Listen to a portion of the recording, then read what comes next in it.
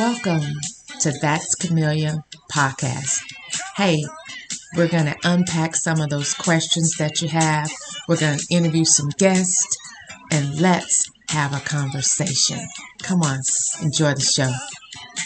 I had an opportunity to interview with MamaVegaz for the MamaVegaz podcast, and I want to replay some of our conversation that we had on her show.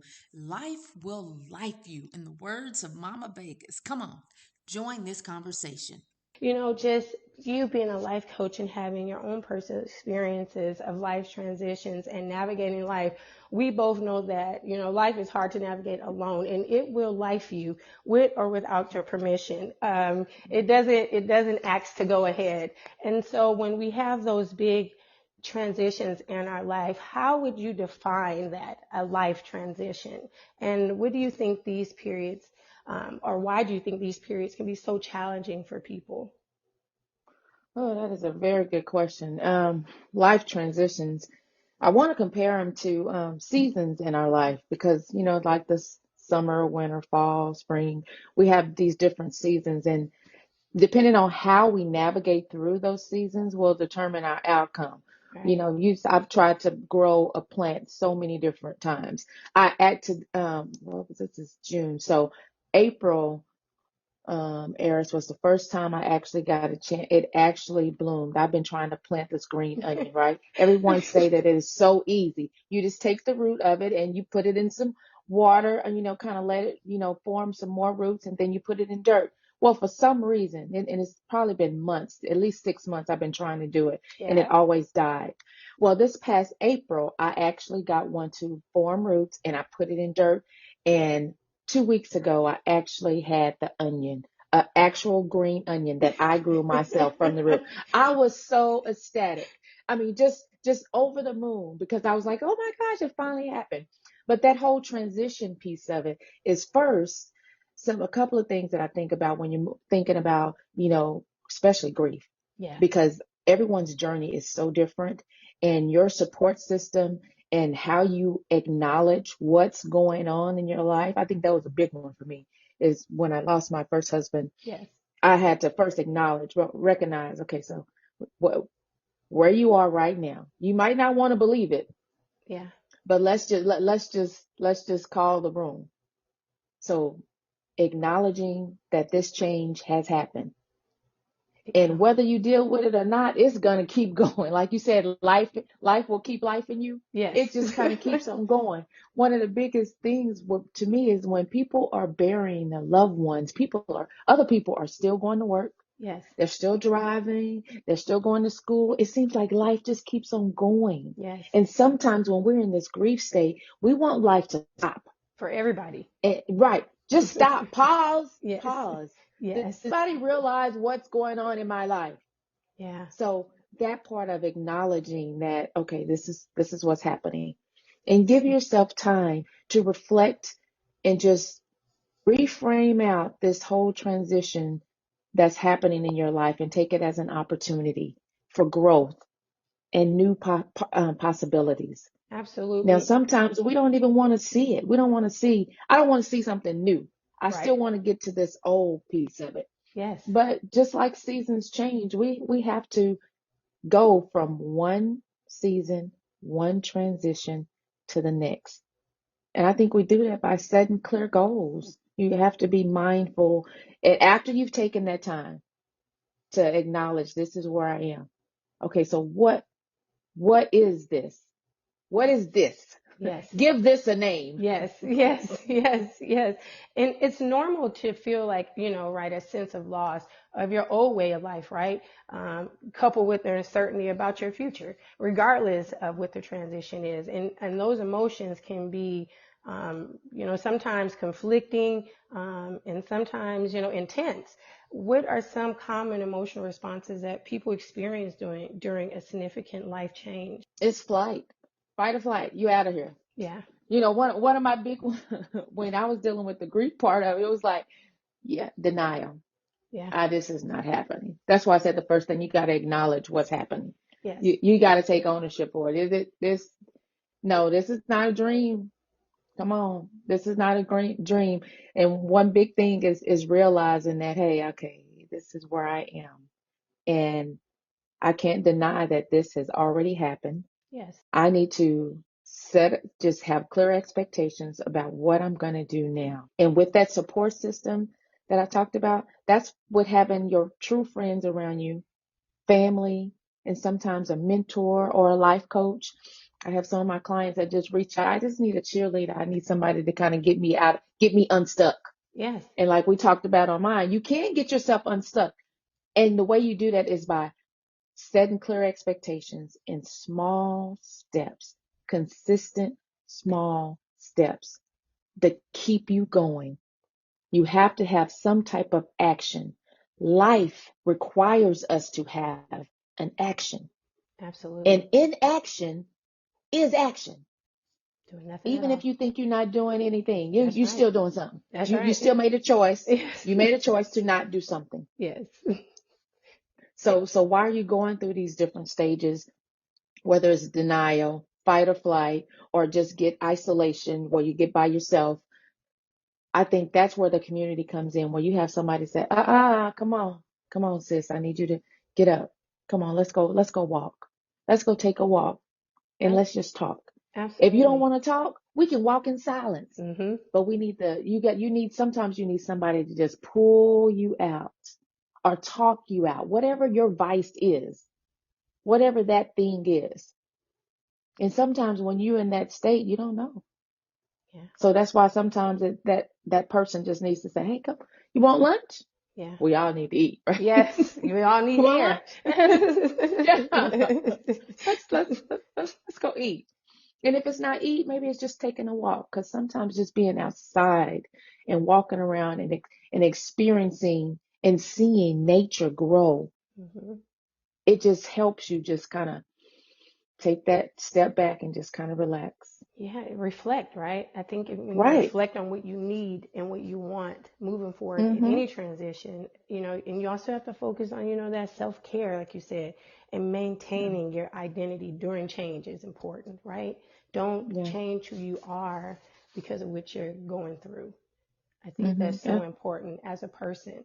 Um, let's talk about career changes. Like Okay. dreading the going to work, asking for it to be Friday on Monday morning.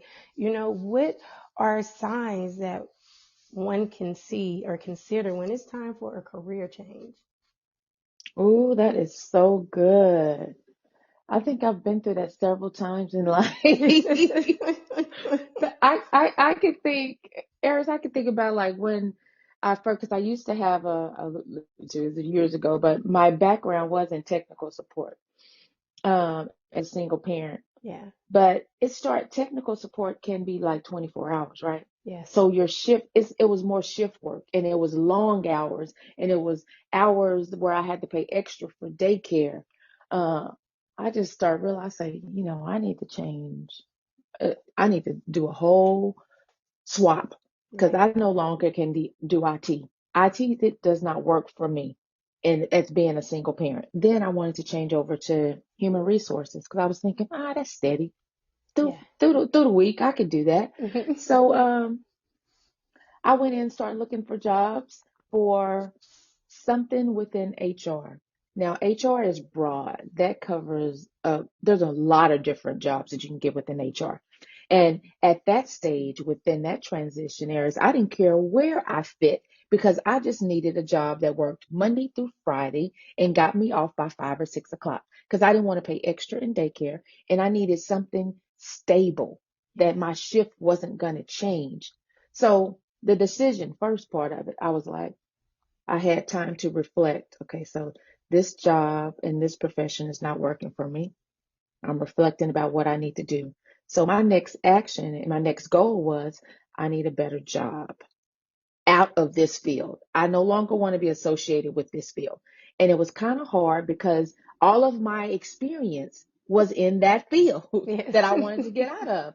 So, Yes. when you're hiring, I mean, now that I'm in HR, I can see, when a recruiter get my resume back then, they would be like, what are you talking about? You're filled with IT. Let me put you in IT. No, I don't want IT.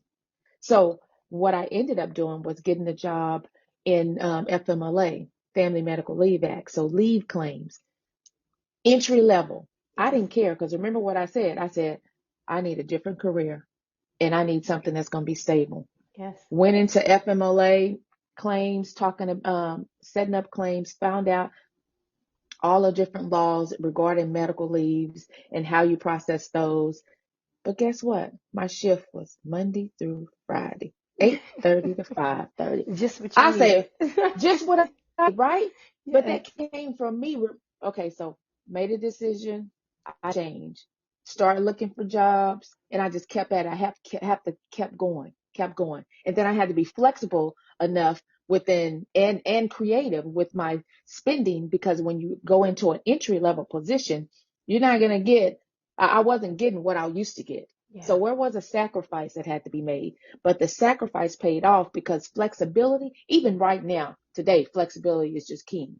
That's money on the table when you start talking about being flexible, especially with how I consider it as a mom with a child. I Absolutely. just need to have some flexibility because you don't know if I'm gonna have to I'm gonna have to go to the school.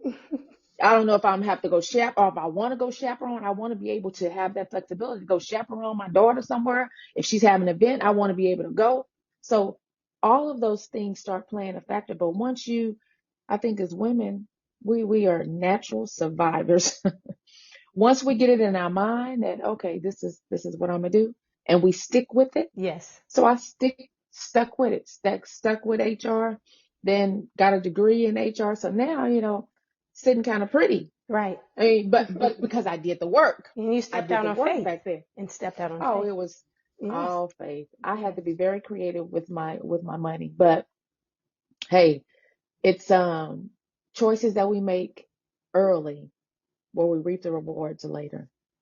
Oh, that absolutely. You make that choice early, you get the reward later. And I think that, sometimes we stay in a rut even with career changes because, like you said, we are afraid. Sometimes we're afraid of the good that could come, or even, like you said, the in betweens, because a lot of people think that, well, I'm just going to stay here. I'm making this kind of money. They're afraid to start over from the bottom, but everything has an entry level. Everything. Yeah, everything does. Yes. Everything does. You're exactly right. There's a stigma that, I'm too old to change up things. I'm too old to go back and get my degree. I'm too old to learn a new skill. No, you're not. Right. In matter of fact, our brain needs it. We need to continually learn new things. That's what keeps our mind engaged and active. Yes. When we stop thinking, we stop learning. The body's not doing anything. So what is the body going to do? It's going to stop. Yeah. And that's what we got to do. We got to leave that legacy for our children. You got to keep going. Yeah. Don't be afraid to make the change. Yeah, it might be scary, but do it afraid. Yeah. Do it afraid and do it quickly before you talk yourself out of it. That's right. I like that. Do it afraid. Mhm. Do it Mhm. afraid. I like that. Um, Camelia, like, what would you say the significance of relationship changes? That can be just as deeply impactful as a job change or relocation, because relationship changes can be so broad, right? Friendships, family, loved ones, career, partnerships. What is your advice, would be on managing these transitions through those, the significance of a relationship change, Relationship change. It is very broad because it could be girlfriend, boyfriend, right? husband. I mean, and they change throughout our lives. I think the older we get, our circle of friends gets smaller and smaller. Because the older you get, you figure, hey, I got enough. I'm good. Yes. I don't need a lot of people in this. Being aware of your season that you're in and realizing that you can't make people stay in your life. Right. If it's time for them to go out of your life, let them go. They may come back, that's fine, but not holding on to a relationship that's no longer good for you, not holding on to a relationship that does not benefit you, or not holding on to a relationship that's already served its course Yeah. in our lives. It's not, some relationships are meant to go with you to the grave, and some are just for a season. that might be your thing. But the more you become that student, that summa cum laude student of yourself, when you realize you're like, you won't take, you won't allow the counterfeits to come to you because you can recognize them. That's right. Student of yourself. Recognize the Yes. counterfeits. And it's okay that some relationship changes and transitions go away. They expire completely, and friendships and all. And it's okay for us to accept that and to grow from it and reflect from it. So the significance of relationship change can be the good or the bad. And I Hmm. think that we have to, like you said, we have to manage us. We have to manage Hmm. us when it comes to those emotions or those relationships. We can't let that change us as well. We have to manage us, be a student of self, like you said. I really like that. I've really enjoyed my time on the interview with Mama Vegas from the Mama Vegas podcast. Hop over there and listen to the complete interview. I'll put a link in our show notes. All right, that's all we have for today. Join me next time on That's Camellia podcast, where we're going to continue our conversations. Make it a great day.